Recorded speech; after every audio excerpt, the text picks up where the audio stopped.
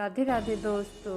आज हम रामनवमी पर माता सबरी और भगवान श्री राम की पावन कथा लेकर आए हैं। तो आइए कथा शुरू करते हैं। बात भगवान राम के जन्म से पहले की है, जब भील आदिवासी कबीले के मुखिया अज के घर बेटी पैदा हुई थी। उसका एक नाम शमणा और दूसरा नाम सबरी रखा गया। सबरी की माँ इंदुमती उसे खूब प्यार करती थी। बचपन से ही सबरी पशु पक्षियों की भाषा समझकर उनसे बातें करती और जब सबरी की माँ उसे देखती तो कुछ नहीं समझ पाती थी। कुछ समय बाद एक पंडित ने सबरी के परिवार को बताया कि वो आगे चलकर सन्यासी बन सकती है। इस बात का पता चलते ही सबरी के पिता ने उसका रिश्ता तय कर दिया। जैसे ही शादी का दिन नजदीक आया, सबरी के घर वालों ने खूब सारी बकरियां और अन्य जानवर घर के पास लाकर बांध दिए। एक दिन सबरी की माँ जब उसके बाल बना रही थी, तब उसने माँ से पूछा, इतने सारे जानवर हमारे घर क्यों लाए गए हैं? माँ ने जवाब दिया, बेटी तुम्हारा विवाह होने वाला है, इसलिए हम लोगों ने का इंतजाम बलि के लिए किया है। तुम्हारी शादी के दिन ही बलि प्रथा होगी और फिर इससे स्वादिष्ट भोजन बनाकर सबको परोसा जाएगा। यह सब सुनकर सबरी दुखी हो गई। काफी देर तक सबरी ने उन जानवरों को आजाद करने के बारे में सोचा। सोचते सोचते सबरी के मन में हुआ कि अगर ये जानवर यहाँ नहीं होंगे तो इनकी बलि रुक सकती है। ऐसा नहीं हुआ तो मेरे घर से कहीं चले जाने पर ही यह बलि रुकेगी। जब मैं ही नहीं रहूंगी तब न विवाह होगा और न ही बलि प्रथा। इससे मासूम जानवर बच जाएंगे। इसी सोच के साथ जानवरों को रखी गई जगह पर सबरी पहुंची। उसने सोचा कि उन्हें खोल देती हूँ, लेकिन वो ऐसा नहीं कर पाई। इसके बाद सबरी जंगल की तरफ भागने लगी। भागते भागते सबरी ऋषि मुख पर्वत पर पहुंच गई। वहां करीब 10,000 ऋषि रहा करते थे। सबरी को लगा कि वो भी इसी जंगल में किसी तरह ऋषि मुनियों की सेवा करके अपना जीवन जी लेगी। वो चुपचाप उसी जंगल में एक हिस्से में किसी तरह से रहने लगी। सबरी रोजाना ऋषि मुनियों की झोपड़ी के आगे झाड़ू लगाती और हवन के लिए लकड़ियां भी लाकर रख देती।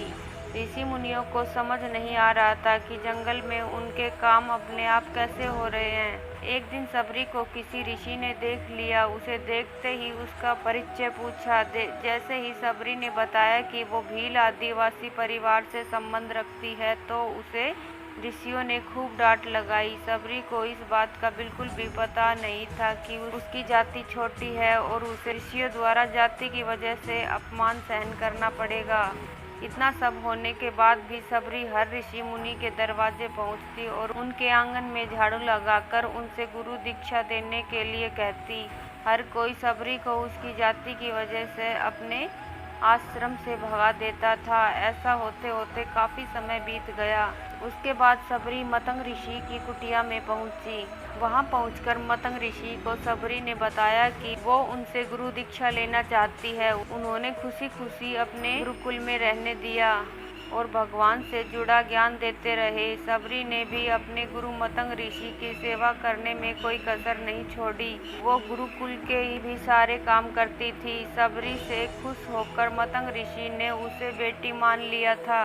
समय के साथ मतंग ऋषि का शरीर बूढ़ा हो गया। उन्होंने एक दिन सबरी को अपने पास बुलाया और कहा, बेटी मैं अपना देह त्यागना चाह रहा हूँ। बहुत साल हो गए इस शरीर में रहते रहते। सबरी ने दुखी मन से कहा, आपके ही सहारे मैं इस जंगल में रह पाई हूँ। आप ही चले जाएंगे तो मैं जीकर क्या करूँगी? आप अपने संग मुझे भी ले जाइए, मैं भी देह त्याग दूंगी। मतंग ऋषि ने जवाब दिया, बेटी तुम्हें चिंता करने की जरूरत नहीं, राम तुम्हारी चिंता करेंगे और ध्यान भी रखेंगे। सबरी ने राम का नाम सुनने के बाद पूछा, वो कौन है और उन्हें मैं किस तरह से ढूंढूंगी? मतंग ऋषि ने बताया, राम कोई और नहीं भगवान है। वो तुम्हारे सारे अच्छे कर्मों का फल तुम्हें देंगे। तुम्हें उन्हें ढूंढने की कोई जरूरत नहीं है। वो एक दिन खुद तुम्हें खोजते हुए इस कुटिया में आएंगे और तुम्हें उनके हाथों से ही मोक्ष मिलेगा। तब तक तुम इसी आश्रम में रहो। इतना कहते ही मतंग ऋषि ने अपना शरीर त्याग दिया।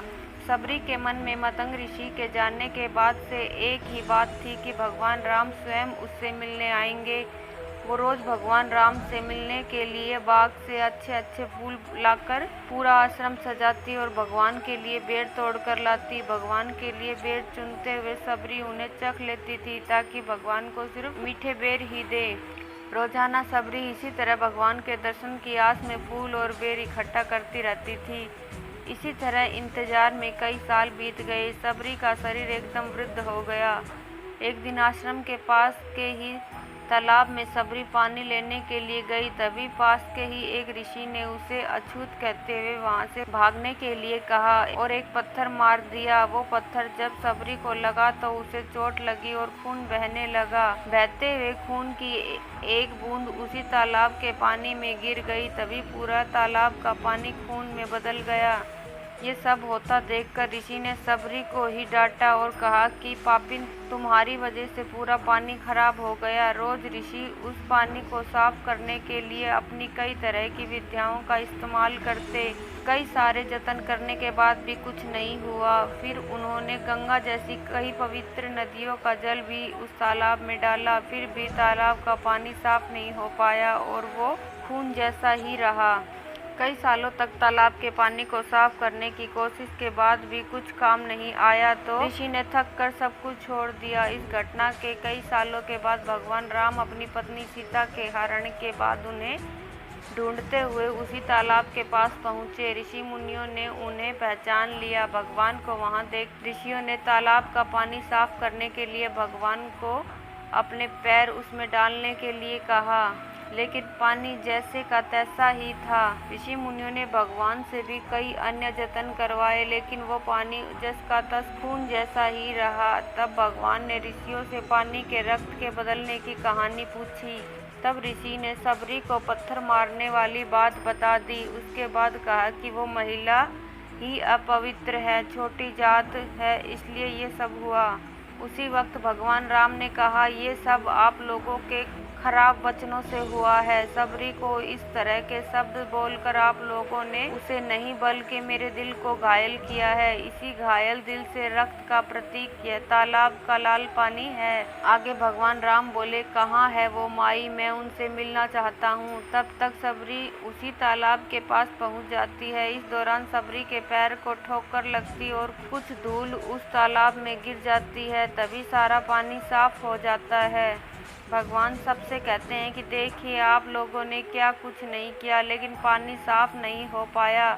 अभी सिर्फ इनके पैरों की थोड़ी सी धूल ने ही तालाब का पानी साफ कर दिया है। भगवान राम को सबरी पहचान चुकी थी। उन्हें प्रणाम करके सबरी ने कहा, भगवान आप मेरे साथ कुटिया में चलिए। भगवान भी खुशी खुशी सबरी के साथ चल पड़े। फूलों से सबरी ने भगवान राम का स्वागत किया। वो सीधे बेर तोड़ने के लिए बाग गई और चक चक कर उनके लिए बेर लेकर आई। उन्होंने बड़े ही प्यार से भगवान राम और उनके भाई लक्ष्मण को बेर दिए। भगवान राम ने भी उतने ही प्यार से उन बेरों को खाना शुरू किया। तभी बेर देखकर मुंह बनाते हुए लक्ष्मण ने कहा, भैया ये बेर झूठे हैं, इन्हें आप कैसे खा सकते हैं। भगवान ने जवाब दिया, लक्ष्मण ये झूठे नहीं बल्कि बहुत मीठे हैं। सबरी माई हम सबके लिए ये बहुत प्यार से तोड़ के लाई है। इतना कहकर भगवान राम प्यार से उन बेरों को खाने लगे।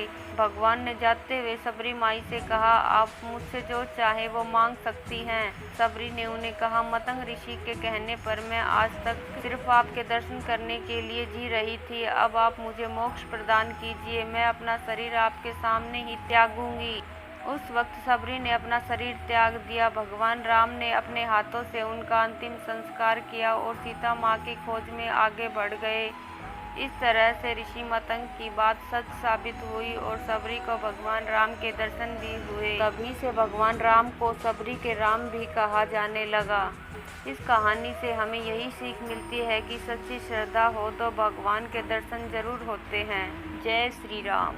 दोस्तों, अगर आपको ये कहानी अच्छी लगी हो तो मेरी वीडियो को लाइक करें और मेरे चैनल को सब्सक्राइब कर लें ताकि आपको अगली वीडियो की नोटिफिकेशन मिल जाए। धन्यवाद दोस्तों।